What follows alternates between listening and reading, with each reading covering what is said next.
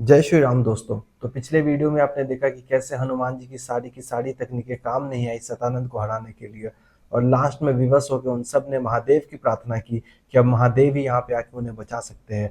तो श्री राम के बुलाने पे महादेव प्रसन्न होकर वहां पे आ गए, और भोले बाबा के वहां पे आने पे हनुमान जी ने पूछा कि भोले बाबा हमारी सहायता करो, हम पूरी कोशिश कर चुके हैं इस सतानंद को हराने के लिए, पर हम इसे हरा नहीं पा रहे। इसका एक खून भी जमीन पे गिर रहा है तो उससे एक नया सतानंद उत्पन्न हो जा रहा है, और हमारी सारी तकनीकें नाकामयाब हो चुकी है सतानंद को हराने के लिए। फिर वहां पे भोले बाबा ने बोला कि सतानंद को हराने के लिए आप एक काम करो, आदित्य की प्रार्थना करो, सूर्य भगवान की प्रार्थना करो। आप भोले बाबा ने बोला 12 आदित्य ही है जो यहाँ से पार होंगे, और उस 12 आदित्य के पार होते होते ही आपको सतानंद को मारने का कोई ना कोई विचार बनाना पड़ेगा। जैसे ही 12 आदित्य यहाँ से खत्म हो जाएगा तो फिर यहाँ सूर्य की कोई भी प्रकाश नहीं आएगी और सतानंद वहां पे आप लोगों को हरा देगा। ये बात सुन के सब हैरान रह गए और वहां से भोले बाबा चले गए। फिर श्री हनुमान ने वहां पे आदित्य का जाप लगाया और बेबस किया आदित्य को अपने पास आने के लिए। और फिर वहां पे आदित्य भगवान ने आके ये बोला कि मैं 12 बार जब भी सतानंद के लोक के आसपास से जाऊंगा अपनी तेज तीव्र धारा यहाँ पे प्रकाशित करूंगा, और उस धारा के वक्त सतानंद किसी भी तरीके से आप लोगों को चोटिल नहीं कर पाएगा, और वही समय होगा जब आप लोग सतानंद को मार सको। तो श्री राम ने बोला कि हमें 12 के 12 सूर्य के अस्त होने के पहले सतानंद को खत्म करना पड़ेगा। फिर वहां पे हनुमान जी ने बोला महाराज, जैसे ही सूर्य की पहली किरण आएगी आप लोग अपने तरफ से युद्ध शुरू कर देना, और उस बीच में सतानंद के महल में जाके कोई तरकीब खोजता हूँ सतानंद को मारने की। पहले आदित्य के प्रकाश आते के साथ राम जी की सेना लग पड़ी सतानंद के पूरे सेना को खत्म करने के लिए, पर उसकी जरूरत ही नहीं पड़ी। सूर्य के तेज प्रकाश के कारण सतानंद की सेना खुद ही खत्म होने लगी, और इस बात से सतानंद बहुत ही ज्यादा परेशान हो गया।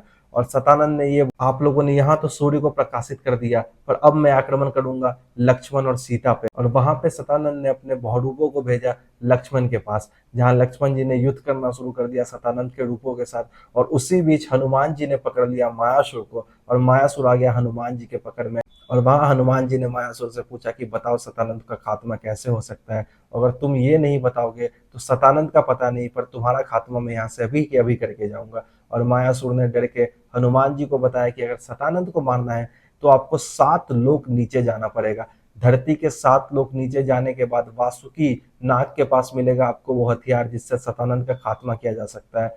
तो हनुमान जी ने बोला मैंने तो रास्ता देखा नहीं है 7 लोक नीचे जाने का, और एक मनुष्य के लिए वहां जाना असंभव है, पर तुम तो एक राक्षस हो, तुम तो मुझे जरूर ले जाओगे।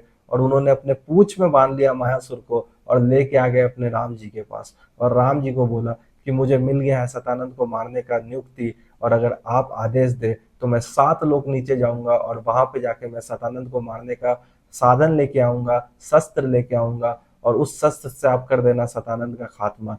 जामन मामा ने बोला कि 7 लोक में 7 अलग अलग तरीके की सुरक्षाएं हैं, अलग अलग तरीके के लोग वहां पे खड़े हैं, दानव खड़े हैं, मानव खड़े हैं, भगवान खड़े हैं। तुम्हें हर एक सुरक्षा बल को तोड़ के 7 लोग नीचे तक जाना पड़ेगा, और वहां पे वासुकी से लड़ना पड़ेगा तुम्हें उस अस्त्र को लाने के लिए। और हनुमान जी ने बोला कि राम काज पूरा करने के लिए मैं ये भी करूंगा, और साथ में मैं मायासुर को अपने साथ ले जा रहा हूँ क्योंकि ये मुझे रास्ता दिखाएगा 7 लोग नीचे जाने के लिए।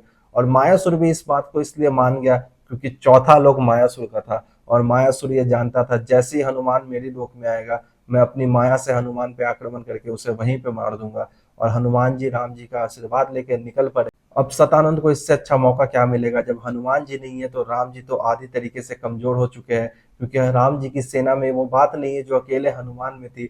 और सतानंद बस इंतजार में लग गया कि जैसे ही आदित्य पूरी तरीके से खत्म होगा 12वें आदित्य के डूबते के साथ मैं श्री राम का संहार कर दूंगा, और हनुमान जी को 12वें सूर्य के अस्त होने के पहले ही लाना पड़ेगा वो शस्त्र जिससे वो मार सकते हैं सतानंद को।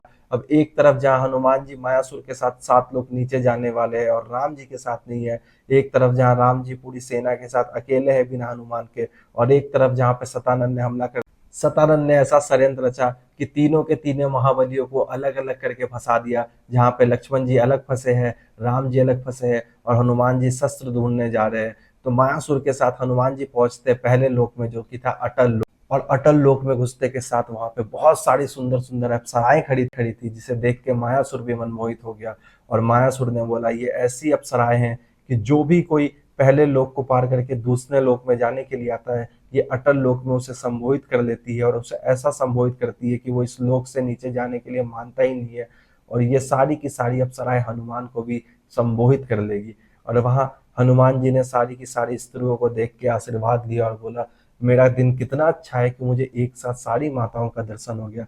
माँ पार्वती, माँ लक्ष्मी, माँ शारदा और मेरी माँ अंजना और माँ सीता का दर्शन मुझे एक साथ हो गया। ये बातें सुन के सारी की सारी अप्सराएं हैरान हो गई कि आज के पहले जो भी यहाँ पे आया है वो उनकी सुंदरता में खो गया है और उसने कभी यहाँ से जाने की बात नहीं की है, पर ये कैसा वानर आया है जिसने हमें इतना बड़ा उपलब्धि दे दिया। और वो सारी बातें सुन के उनके आंखों में पानी आ गया और मायासुर भी हैरान हो गया कि मैं तो सोच रहा था कि ये देवियां मनमोहित करेगी हनुमान को, पर यहाँ तो हनुमान ने ही सम्मोहित कर लिया इन सारी की सारी देवियों को। और उसके बाद देवियों ने बताया अगला रास्ता कि आप इस द्वार से जाए और आप पहुंच जाएंगे अगले लोक में। और हनुमान जी निकल पड़े दूसरे लोक के लिए। अब अगले वीडियो में बताएंगे कि क्या होता है, क्योंकि सतानंद ने बहुत ही बड़ा षड्यंत्र रचा है। अब राम जी हनुमान जी के बिना बिल्कुल अकेले हैं और दूसरे आदित्य के आने के पहले सतानंद ने कर दिया है राम जी पे हमला।